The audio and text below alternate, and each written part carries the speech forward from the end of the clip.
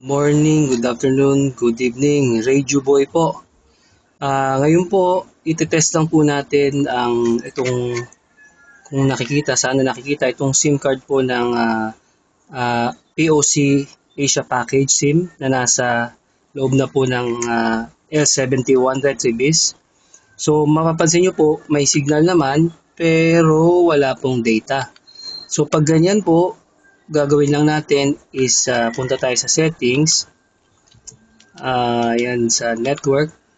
Kailangan po natin mobile network. I-on po yung data roaming. Yan po. So para magkaroon po ng data or makakonect sa data. Yun, meron na po. Testing po natin. Testing 1, 2, 1, 2, 3. Ayun. Dito po makikita natin.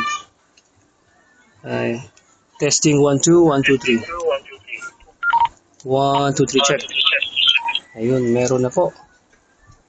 So, yun lang po para magamit yung IoT SIM. Okay naman po siya. Salamat.